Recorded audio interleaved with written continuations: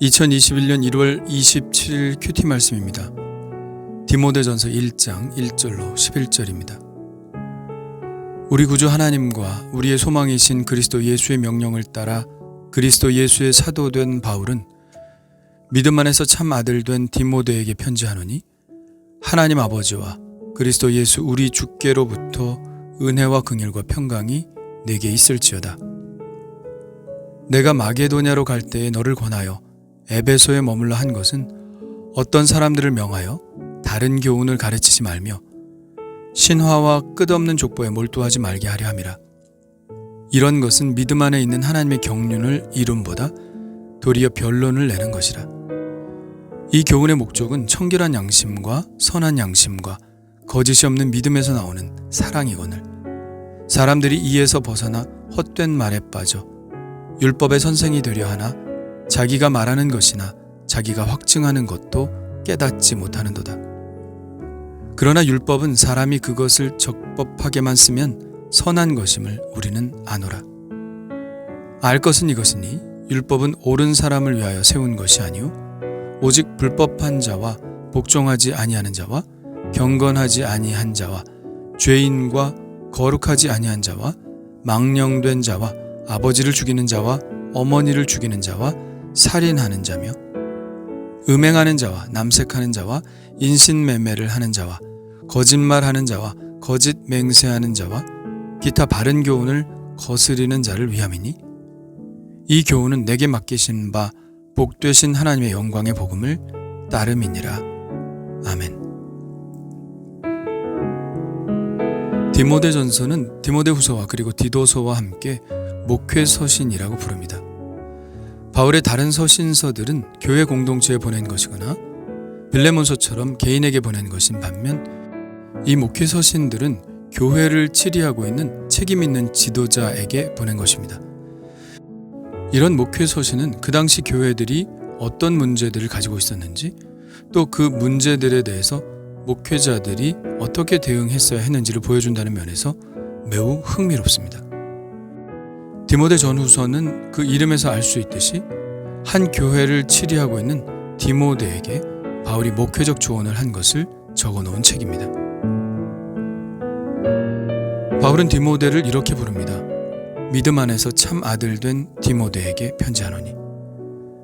믿음 안에서 참 아들이라고 부르고 있습니다. 이렇게 부른 이유는 바울이 디모데를 복음으로 낳았기 때문이며 또 디모데와 함께 사역을 하면서 그를 양육했기 때문입니다. 바울은 1차 전도 여행 때 소아시아 지역인 이고니온, 루스드라, 더베에서 복음을 전했습니다. 디모데는 바로 루스드라 사람이었죠. 이 시기에 그의 어머니와 할머니가 복음을 받아들였습니다. 디모데 후서는 이렇게 적고 있습니다. 이는 내 속에 거짓이 없는 믿음이 있음을 생각함이라. 이 믿음은 먼저 내 외조모 로이스와 내 어머니 유니게 속에 있더니 내 속에도 있는 줄을 확신하노라. 디모데는 바울의 1차 전도 여행의 영향으로 복음을 받아들이고 성경 공부를 열심히 했습니다. 디모데후서 3장 14절입니다. 그러나 너는 배우고 확신한 일에 거하라. 너는 내가 누구에게서 배운 것을 알며 또 어려서부터 성경을 알았나니. 디모데는 그렇게 성장하고 있었죠. 그러다가 바울이 그로부터 3년 후 2차 전도 여행을 가는데 1차 전도 여행 때 복음을 받아들인 사람들이 계속 믿음 안에서 잘 살아가고 있는지 둘러보기 위한 목적이 있었습니다. 그래서 더베와 루스드라에 이르렀는데 그때 디모데를 만나게 되죠. 사도행전 16장은 그때의 이야기를 이렇게 쓰고 있습니다. 바울이 더베와 루스드라에도 이르매 거기 디모데라 하는 제자가 있으니 그 어머니는 믿는 유대 여자요 아버지는 헬라인이라. 디모데는 루스드라와 이고니온에 있는 형제들에게 칭찬받는 자니.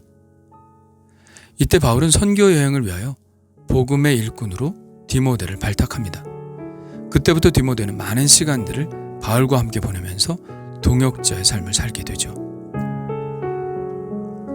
디모데는 바울의 선교를 통해서 세워진 교회들에 디모데를 자주 파송해서 교회의 상황을 살피고 적절한 조치들을 취하게 했습니다. 그가 파송된 교회들은 데살로니가 교회, 고린도 교회, 빌립보 교회 등입니다. 그 교회들에 파송하면서 바울은 디모데를 이렇게 소개하고 있는데요. 내가 주 안에서 사랑하고 신실한 아들 디모데를 너희에게 보내었으니. 우리 형제 곧 그리스도의 복음을 전하는 하나님의 일꾼인 디모데를 보내노니. 디모데는 바울의 사역의 빈자리를 채웠을 뿐만 아니라 바울의 뜻을 따라 교회에서 일어나는 문제를 가장 적절하게 대처할 수 있는 믿음직하고 지혜로운 사람이었던 것이죠. 디모데는 바울에게서 복음을 듣고 영접했을 뿐만 아니라 바울과 항상 동행하면서 바울의 삶을 통해 그리스도의 제자로 양육된 것입니다. 그렇기 때문에 바울은 디모데를 믿음 안에서 참 아들 된 디모데라고 부른 것이죠. 그렇다면 디모데는 지금 어느 교회에 머물면서 목양을 하고 있는 것일까요? 3절에 나와 있죠. 내가 마게도냐로 갈 때에 너를 권하여 에베소에 머물라 한 것은. 그러니까 바울이 디모데와 함께 에베소에 있다가 바울은 마게도냐로 떠나고 디모데는 에베소에 머물면서 성도들을 돌보고 있었던 것입니다. 바울은 디모데를 남겨두고 떠났지만 디모데에게 모든 것을 맡긴 채 나 몰라라 하고 있지 않았습니다. 바울은 디모데를 격려하고 또 성도들을 어떻게 가르치고 교훈할 것인지에 대해 아버지의 심정으로 자상하게 편지를 써 내려갔습니다. 그렇다면 바울이 제일 처음 디모데에게 한 조언은 무엇이었을까요? 바로 거짓 율법 교사들에 대해 경계하라는 내용입니다.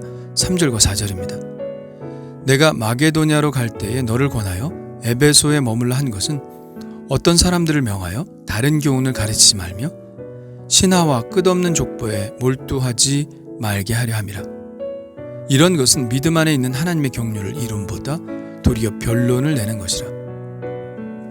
이 말씀 속에서 얻을 수 있는 단서는 에베소 교회에 어떤 사람들이 있었는데 그 사람들은 다른 교훈을 가르쳤습니다. 그들이 가르치는 것은 신하와 끝없는 족보에 관한 것이었는데 이러한 주제는 사람들을 끊임없는 논쟁으로 이끌었죠.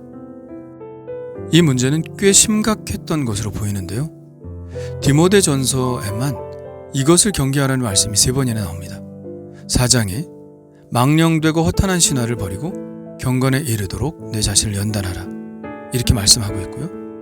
6장에도 디모데야 망령되고 헛된 말과 거짓된 지식의 반론을 피함으로 내게 부탁한 것을 지키라 이렇게 3번씩이나 말씀하고 있는 것을 보면 매우 심각한 상황이라는 것을 알 수 있죠. 그렇다면 여기에 나오는 신화와 족보는 어떤 것일까요? 2가지로 추정이 가능한데요. 첫째는 영지주의적 배경을 갖고 있는 신화와 족보이고 둘째는 유대교적 배경을 가지고 있는 신화와 족보입니다. 그런데 7절에 율법의 선생이 되려 하나 이 말씀과 뒤이어 8절부터 나오는 율법에 대한 이야기로 보아 여기서는 유대교적 배경을 가지고 있는 신화와 족보 이야기라고 생각하는 것이 맞을 것 같습니다. 유대교에는 이런 류의 이야기들이 꽤 많이 있습니다. 학가다가 그 중 하나인데요. 유대교 전승 중 민담, 설교, 주술, 점성 등을 의미하는 말입니다. 이런 이야기들은 랍비의 전승을 통해서 계속 이어져 내려왔습니다. 예를 들면 아담의 창조에 관해서 학가다는 이렇게 이야기합니다. 드디어 천사들이 사람의 창조에 동의하자 하나님이 가브리엘 천사에게 가서 땅의 4구석에서 먼지를 가져와라. 그것으로 사람을 창조해야겠다 라고 말씀했다. 그러나 땅이 몸을 떨며 자기의 먼지를 내주려 하지 않았다. 땅은 이렇게 말했다. 나는 저주를 받을 운명이다. 사람을 통해서 저주받도록 되어 있는데 어떻게 먼지를 주어 사람을 창조하도록 바라볼 수 있단 말인가. 그래서 하나님이 직접 땅의 4귀퉁이에서 먼지를 가져다가 사람을 창조했다. 이런 류의 이야기들이죠. 학가다의 한 종류인 희년의 책에는 아담과 하와의 모든 자녀, 에녹의 가족, 노아의 선조와 후손, 그리고 애굽에 내려간 70인의 이름을 모두 기술하고 있습니다. 그런데 이런 이야기들에 몰두하고 논쟁을 일삼는 것이 믿음 안에서 하나님의 경륜을 이루는데 어떤 도움이 되겠습니까? 확실하지 않은 신화와 같은 이야기들과 조상들의 이름들을 자세히 밝히고 그 이름을 외우는 것이 하나님의 구원을 이루는데 어떤 역할을 하겠습니까? 아무 소용없는 것들이죠. 그리스도인들이 추구해야 할 것은 헛된 신화와 족보가 아니라 사랑입니다. 5절입니다. 이 교훈의 목적은 청결한 마음과 선한 양심과 거짓이 없는 믿음에서 나오는 사랑이거늘. 3절에는 다른 교훈이라는 말이 나오고요. 지금 5절에는 이 교훈이라는 말이 나오고 10절에는 바른 교훈이라는 말이 나옵니다. 그리스도인들은 신화와 족보와 같은 다른 교훈을 따르는 것이 아니라 이 교훈, 바른 교훈을 따라야 합니다. 이 교훈의 목적, 이 교훈이 목표로 하고 있는 것은 바로 사랑이죠. 사실 구약 성경에 나오는 율법의 목적도 결국은 사랑입니다. 예수님께서 이렇게 말씀하셨습니다.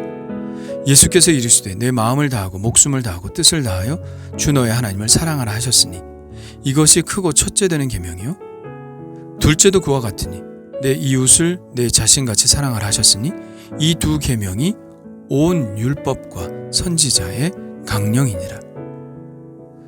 로마서에는 이런 말씀도 있죠. 사랑은 율법의 완성이니라.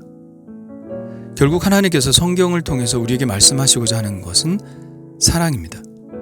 사랑이 가장 본질적인 것이고 우리가 다른 것은 다 버려도 끝까지 버리지 말아야 할 것이 사랑이죠. 신화와 족보에 대한 지식이 많은 것을 자랑하고 사람들에게 그것을 가르치려고 하는 사람들은 본질적인 것은 잊은 채 아무 소용이 없는 것을 끌어안고 있는 것입니다. 고린도전서 8장에는 이렇게 쓰고 있죠. 우리가 다 지식이 있는 줄 아나 지식은 교만하게 하며 사랑은 덕을 세우나니. 지금 성경은 우리에게 헛된 논쟁에 빠지지 말고 그럴 시간에 사랑을 하라고 말씀하고 있습니다. 어떤 삶이 가장 남는 삶일까요? 없어져 버릴 것을 붙들고 사는 삶이 아니라 영원한 가치를 붙들고 사는 삶이 가장 남는 삶입니다. 그런 의미에서 우리가 붙들어야 할 것은 바로 사랑이죠. 사랑은 언제까지나 떨어지지 아니하되 예언도 패하고 방언도 그치고 지식도 패하리라. 세상의 모든 것은 다 없어져도 사랑만큼은 남는다는 말씀이죠. 그러므로 우리가 추구해야 하는 유일한 교훈은 바로 사랑의 삶을 사는 것입니다. 그렇다면 나는 지금 무엇에 빠져 있나요? 무엇에 몰두하고 있나요? 무엇에 목숨을 걸고 있나요? 그것이 사랑이 아니라면 그것에서 빨리 빠져나와야 합니다. 그리고 우리의 인생의 목적을 사랑으로 다시 설정하고 그 목적을 따라 살아가야 합니다. 그것이 바로 영광의 복음을 따라 사는 우리 그리스도인들의 참된 삶의 목적이 됩니다. 주님 감사합니다. 가장 본질적인 삶을 추구하게 하여 주옵소서.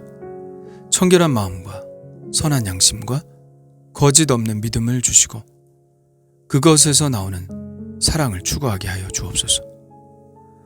헛된 지식을 자랑하지 않게 하시고 오직 사랑하는 데 유용한 삶만을 살게 하여 주옵소서.